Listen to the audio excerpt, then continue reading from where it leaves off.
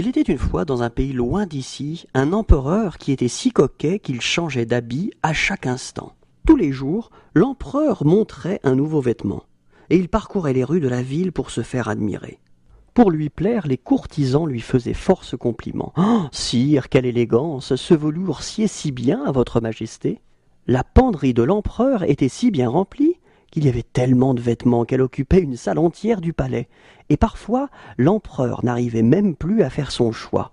Vais-je mettre ce joli pourpoint ou bien ce manteau de soie? Un jour, deux coquins se présentèrent aux portes du palais.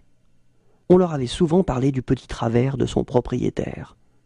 Les rusés pensaient pouvoir en profiter pour remplir agréablement leur bourse vide depuis beaucoup trop longtemps.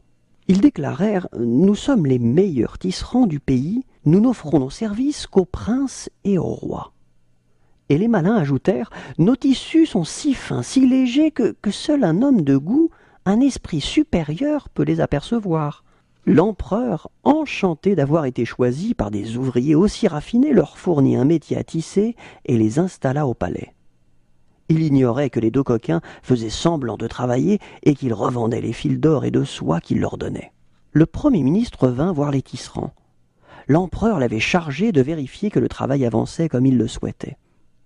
Les filous lui montrèrent fièrement rien du tout, en disant « Oh, voyez cette couleur unique, cette transparence magnifique !» Quand l'empereur lui demanda des nouvelles de son tissu, le ministre ennuyé n'osa pas lui avouer qu'il n'avait rien vu. « Il va me prendre pour un idiot et me renvoyer aussitôt, se dit-il. Alors il assura « Oh, une merveille, une finesse sans pareille !» Les deux compères annoncèrent enfin que le tissage était fini.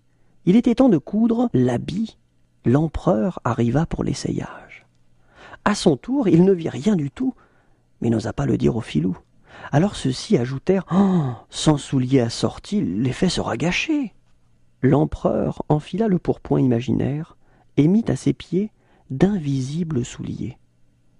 Les deux coquins félicitèrent l'empereur. « Oh, votre majesté porte la toilette avec une élégance parfaite !» Et tout naturellement, ils demandèrent leur paiement. Le souverain voulait tant son habit qu'il crut le voir vraiment. Il organisa un défilé pour le montrer à tous ses fidèles sujets. Suivi par les coquins, portant la traîne invisible du vêtement, l'empereur marchait lentement dans la rue en petite tenue. Et tous l'acclamaient en criant « Bravo, qu'il est beau !» car ils savaient que seuls les idiots ne voyaient pas le tissu.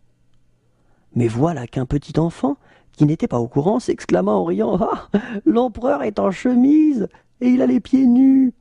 Les gens réalisèrent soudain que c'était la vérité. À leur tour, ils se mirent à crier « Regardez, l'empereur n'a pas d'habit !» L'empereur comprit enfin le tour qu'on lui avait joué et jura qu'à l'avenir, il serait moins vaniteux et moins coquet.